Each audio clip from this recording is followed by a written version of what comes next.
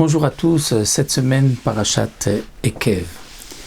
Dans la paracha de la semaine, Akadosh Baruch Hu promet au Béné Israël que si on accomplit les lois de la Torah, alors Hachem nous aimera, nous bénira et nous enlèvera tout fléau. Ve'esir Hachem Kol Choli. Et Rashi explique tout fléau, toute maladie, il s'agit en vérité du Aïn Hara, du mauvais œil. Parce que Rav rapportait dans la Gemara qu'il avait inspecté un cimetière. Les Mefarshim expliquent comment il avait pu savoir, mais il avait vu que sur 100 personnes, il y en avait 99 qui étaient morts par le Aïn Hara, et seulement un seul qui était mort en son temps, de mort naturelle. Alors le Aïn Hara, c'est quoi? Est-ce que c'est juste une superstition, un pouvoir maléfique que certains auraient? Eh bien, nous voyons à travers de nombreuses preuves, nombreuses sources, dans la Torah, dans les Nevi'im, dans les Midrashim, qu'en vérité, c'est une force destructive que Akadosh Baruch Hu a placée dans le monde et que tout à chacun peut mettre du Aïn Hara, le mauvais œil, sur son prochain et lui causer du tort. Nous allons prendre juste quelques exemples parce que c'est vrai qu'on pourrait s'allonger sur un long chiour concernant le Aïn Hara, mais prenons simplement dans la Torah, on retrouvera d'abord Agar, qui était donc la deuxième femme de Avraham Avinu. Lorsque Agar est tombée enceinte, c'est marqué que elle s'est un petit peu mal conduite, elle était méprisante vis-à-vis de Sarah, Sarah n'a pas apprécié, et Sarah lui a mis du Aïn Hara, et elle a fait une fausse couche. Lorsqu'ensuite, elle a été enceinte de Ishmaël est né, c'est rapporté que là encore, Sarah a mis le mauvais œil sur Ishmaël et Ishmaël est tombé malade et a failli mourir lorsque Abraham avait renvoyé son fils. On verra aussi que Yaakov Avinu a demandé à ses enfants de ne pas rentrer tous ensemble en Égypte pour ne pas qu'il y ait le Aïn Hara, le mauvais œil.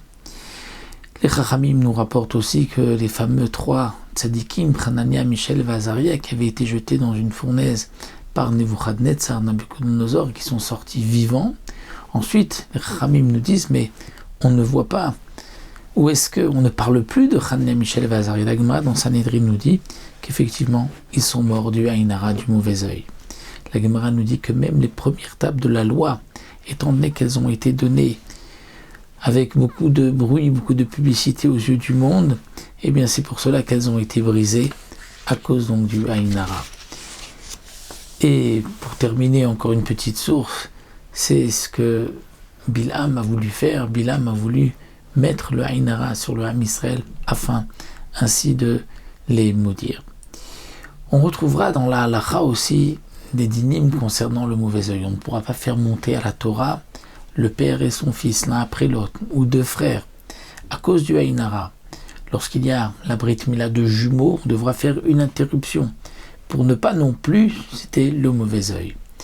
Alors, on pourrait quand même se poser la question, comment ça marche? Qu'est-ce que c'est le mauvais œil?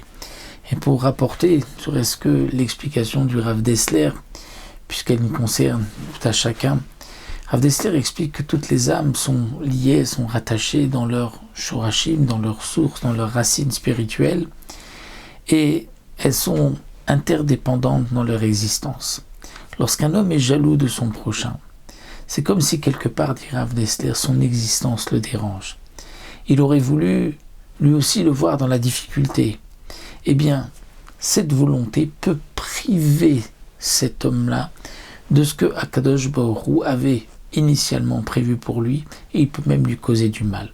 Alors on se posera la question, mais pourquoi lui va être puni à cause du mauvais œil de son prochain?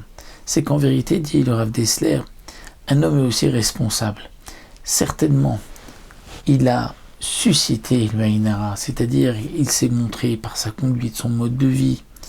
Il a été... il montre un petit peu tout ce qu'il a, il est content de montrer, de faire rager les autres. Eh bien, en soi, c'est une mauvaise conduite et pour cela, il sera puni. Et la punition est directe, puisque dès que quelqu'un dit « mais je souffre de le voir de cette manière », c'est là qui lui apportera donc le malheur. Pour terminer, le Rav Dessler nous rapporte la Gemara dans Hérouvin qui dit que celui qui s'est enrichi, pour ne pas qu'il perde son argent à cause du Aïn Hara, eh bien qu'il fasse avec une partie de son argent une mitzvah afin qu'il ne soit pas atteint par le mauvais œil. Le mérite de cette mitzvah protégera ses biens, protégera cet homme-là de tout dégât que peut lui causer le Aïn Hara des autres. Donc voici très brièvement, quelques minutes, un petit point, un éclairci sur le Aïn Hara. Shabbat Shalom Mevorach.